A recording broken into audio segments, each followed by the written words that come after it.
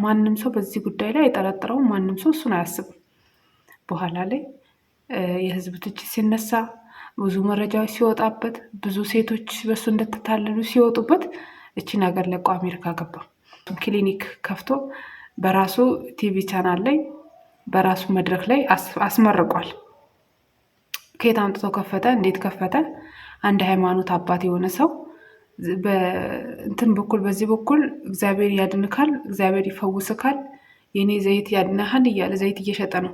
በዚህ በኩል ደግሞ የጥርስም ይሁን በቃ በዘመናዊ ደግሞ ዶክተር ቀጥሮ ምናምን ሕክምናውን ሊያካሄድ፣ በዚህ በኩል ደግሞ ሕክምና ወይንም ክሊኒክ ከፍቷል።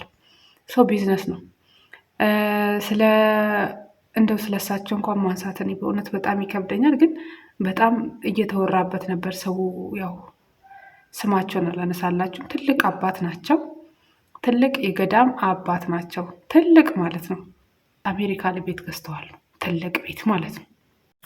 አሁን ላይ በጣም ግራ ገብቶኝ ያለው ነገር ሃይማኖትን በቃ ሃይማኖት በጣም ሃይማኖተኛ ነን የሚሉ ሰዎች በቃ ነጠላ ካለበሱ ቪዲዮ የማይሰሩ ሰዎች ፍጹም ሃይማኖተኛ መሆናቸውን ፍርሃ እግዚአብሔር እንዳለባቸው በቃ ሾው ለማድረግ ለማሳየት የሚሞክሩ ሰዎች እኔ በጣም እየፈራው ነው። ለምን እንደሆነ አላውቅም። በጣም ነው የሚከብዱኝ። በጣም ማለት ነው። ከእንትንም ተነስቼ አይደለም ማለት ዝም ብዬም አይደለም። በእርግጥ በሌላ ቪዲዮ መጥቼ በደንብ አወራበታለሁ። ማለት በሃይማኖት ውስጥ ገብቼ ፈትፍቼ ምናምን መጥፎ ነገር እንድባል አልፈልግም። በተለይ በሃይማኖት አባቶች የሆነ ነገር ተናገረኝ፣ ሃይማኖቴንም ዝቅ ማድረግ አልፈልግም። ስለ ሃይማኖቴ ማውርቼ መጥፎ ነገርም እንዲባል አልፈልግም።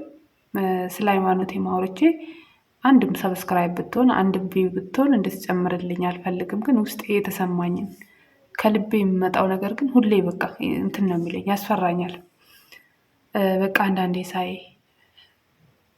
በጣም ነው የሚያስፈራኝ። እና ለምሳሌ አሁን በጴንጤውም ሂዱ በሙስሊሙም ሂዱ፣ በተለይ በኦርቶዶክስ በተለይ የኛ ኦርቶዶክስ ሃይማኖት ተከታዮች በዚህ ሰዓት ላይ በጣም ነጠላ ለባሾች በስተዋሉ፣ በጣም ሃይማኖተኞች በስተዋሉ። ጥሩ ነው ሰው የራሱን ሃይማኖት ሲወድ የራሱን ሃይማኖት ሊያስከብር ሲሰራ የራሱን ሃይማኖት ሲያስተዋውቅ ጥሩ ነው። ግን በሃይማኖት የሚሰሩ ሰዎች ምን ያክል ታማኝ ናቸው? እስከ መቼ ነው እነሱስ ደግሞ የሚቆዩት የሚለውን ነገር ሳስበው እጅግ በጣም ነው የሚገርመኝ። እንትና የያዘ ልደታን አሁን ድሮ በፌስቡክ ስሙ የያዘ ልደታ ነበረ። አሁን እንኳን ምን እንዳደረገ አላውቅም። እንግዲህ አሜሪካ ገብቷል። ከዚህ በፊትም ስለ ያያዘ ልደታ አንዳንድ ነገር ቀንጨብጨብ ተደርጎ ሊወራ ተሞክሮ ነበር። በእርግጥ ታፍኗል። አሁንም ሰሞኑን የሚወጣላችሁ አዲስ ነገር አለ ስለ ያያዘ ልደታ ማለት ነው።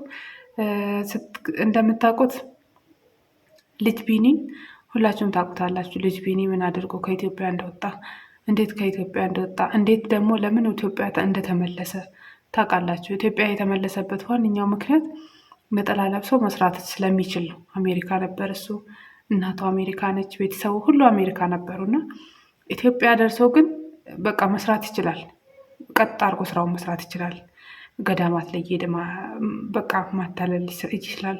ገዳማትን እያስተዋወቀ አካውንቱን እየሰጠ ብር ማስገባት ይችላል። ብዙ ነገር ስራ ያለው ኢትዮጵያ ላይ ነው። እኛ ግን ኢትዮጵያ ተቀምጠን ምን መስራት እንዳለብን አናውቅም። እኔ ይቅርታ አድርጉልኝ ይህንን ስላልኩኝ እኔ መስራት ፈልጌ አይደለም። በዚህ ጉዳይ ላይ ግን አብዛኛው ቢዝነስ መስራት የሚፈልጉት አሜሪካ የሚሄዱ ካናዳም ያሉ ሌላ ሀገር ያሉ ሰዎች በቃ እዛ ሲሰለቻቸው ኢትዮጵያ ይመጣሉ። ምንድን ነው? ለስርቆት ነው የሚመጡት። ኢትዮጵያ መጣ በጣም በቃ እሱን እንጃ እንዴት እንደሚሰራ ታውቁታላችሁ። በጣም ማንም ሰው በዚህ ጉዳይ ላይ አይጠረጥረውም። ማንም ሰው እሱን አያስብም። በኋላ ላይ የህዝብ ትችት ሲነሳ፣ ብዙ መረጃዎች ሲወጣበት፣ ብዙ ሴቶች በሱ እንደተታለሉ ሲወጡበት እቺን ሀገር ለቆ አሜሪካ ገባ። አሜሪካ ከገባ በኋላ አሁን ቀጥ ብሎ ቁጭ አለ ማለት ነው። ሚዲያም ተወ፣ ዩቲዩብን ማንቀሳቀስ ትቷል፣ ቲክቶክ ላይ መስራት ትቷል። በቃ ቀጥ ብሎ ቁጭ አለ። አያዛልቅም። ስርቆት በእርግጥ ውሸት የትም አያደርስም። ውሸት መጨረሻ ሽሽት ነው። እንግዲህ ልጅ ያሬድ ማነው ያያዘ ልደታም የአሜሪካ ገብቷል። እንግዲህ እሱን ደግሞ ምን እንደሰራ ምን እንዳደርጎ ምን አድርጎ እንደሄደ እነሱም ያው ቀስ ብሎ የሚወጣ ነገር አለ፣ እንጠብቃለን። በጴንጤ በኩል ደግሞ ስንሄድ ያ የእነሱ የታወቀ ነው። በፓስተሮች በኩል ስንመጣ የእነሱ ግልጽና ግልጽ ነው። ሰሞኑን ፓስተር ማን ነው የሚባለው የራሱን ክሊኒክ ከፍቶ በራሱ ቲቪ ቻናል ላይ በራሱ መድረክ ላይ አስመርቋል። ከየት አምጥቶ ከፈተ? እንዴት ከፈተ? አንድ ሃይማኖት አባት የሆነ ሰው በእንትን በኩል በዚህ በኩል እግዚአብሔር ያድንካል፣ እግዚአብሔር ይፈውስካል፣ የኔ ዘይት ያድናሃል እያለ ዘይት እየሸጠ ነው። በዚህ በኩል ደግሞ የጥርስም ይሁን በቃ በዘመናዊ ደግሞ ዶክተር ቀጥሮ ምናምን ሕክምናውን ሊያካሄድ፣ በዚህ በኩል ደግሞ ሕክምና ወይንም ክሊኒክ ከፍቷል። ሰው ቢዝነስ ነው። እንደው ስለሳቸው እንኳን ማንሳት እኔ በእውነት በጣም ይከብደኛል። ግን በጣም እየተወራበት ነበር ሰው። ያው ስማቸውን አላነሳላችሁም። ትልቅ አባት ናቸው። ትልቅ የገዳም አባት ናቸው። ትልቅ ማለት ነው። ባህታዊ ናቸውና እንግዲህ ባህታዊ ናቸው፣ መናን ናቸው፣ የመነኑ ናቸው። ከዚህ ዓለም ኑሮ ጋር ምንም የሚያገናኛቸው ነገር የለም። ከዚህ ዓለም ህይወት ጋር ምንም የሚያገናኛቸው ነገር የለም። ስማቸውን አልጠራላችሁ፣ ይቅርታ አድርጉልኝ፣ መቀሰፍ አልፈልግም። ትንሽ የአባቶች ነገር ሲሆን ትንሽ ይከብዳል። ወጣቶቹን እንኳን ብንተች ችግር የለውም። አባቶች ጋር ስንሄድ ትንሽ ይከብዳል እና ሞራልም ይሰብራል። እግዚአብሔር ፍርዱን እሱ ይስጣቸው እና እሳቸው አባት ብዙ ሰው ፎቶቸውን ላይ እያስቀመጠ ይሳለሙባቸዋል። በፎቶቸው መዝሙር ወጥተዋል። በስማቸው መዝሙር ስቲል አዲስ መዝሙር ራሱ በስማቸው በራሳቸው ስም ራሱ አዲስ መዝሙር ወጥቷል። አሁን ምንድነው መረጃው እየወጣ ያለው? እሳቸው ገዳም ተቀምጠው በረሃ ውስጥ ተቀምጠው መንነው አሉ። ትልቅ አባት ናቸው። እንደዚህ ወይ በሶሻል ሚዲያ የተንቀሳቀሱ በየሀገሩ እየሄዱ እንኳን አያገለግሉም። ከገዳም አይወጡም። እሳቸው አሜሪካ ላይ ቤት ገዝተዋል። ትልቅ ቤት ማለት ነው ይባላል። የሚባል ወሬ ያለና አንዳንድ ነገሮች ስሰማ ሳየው ስመለከተው በቃ ስለ እሳቸው ማውራት አልፈልግም። ይቅርታ አድርጉልኝ። በዚህ ቋጭቻለሁ። ሳየው ስሰማ በቃ እኔ ማለት ያሳስበኛል። ማለት እቺ ሀገር ወዴት እየሄደች ነው? የምታምኗቸው በሃይማኖት የሚመጣባችሁን ሰው እንደምታምኑ ያውቃሉ። በሃይማኖት መጥቶባችሁ ደግሞ እናንተ በቃ ተነጥፋችኋል፣ ትበላላችሁ። ኦልሬዲ በሃይማኖት የመጣባችሁ ሰው ይበላችኋል።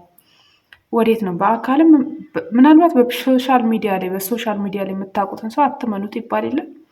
በአካል መጥቶ ራሱ ነጠላ ለብሶ ሌላ ነገር ነው። የንስሐ አባትም እያጣን ነው። ለየትኛው የንስሐ አባት ነው አምነን ንስሐ ስማችንን ሰጥተን ንስሐ መንገባው?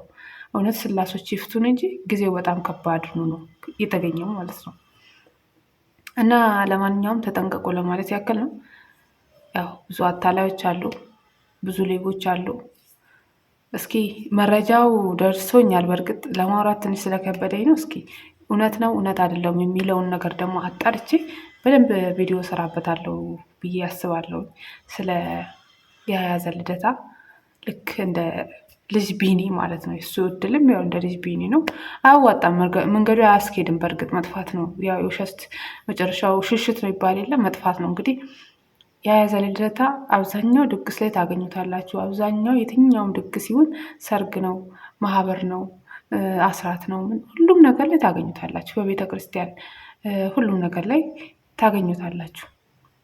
እንግዲህ በቃ ምን ብዬ እንደምነግራችሁ አላውቅም። ስለሱ በጣም ታታሪ ነው። ራሱ እንትን ለማለት በጣም ታታሪ ነው። ግን በሃይማኖት ደግሞ ሲሆን ትንሽ ይከብዳል። ማንኛውም ነገር ላይ በማንኛውም ስትሰሩ ጥሩ ነው። በነገራችሁ ላይ ከአሁን በፊት ስለ ሀራ ድንግል እንትን የሚሸጥ አለ፣ እምነት የሚሸጥ ስሙ ጠፋብኝ አሁን ላይ። ከእሱ ጋር ራሱ እሱ በተክሊል ሲያገባ የእሱ ሰርግ ቀን ቆሞ ስርዓተ ጋብቻን ስርዓተ ተክሊሉን የፈጸመለት አብሮ የተቋደሰ ሁሉን ነገር የሚያውቀው የያዘ ልደታ ነው።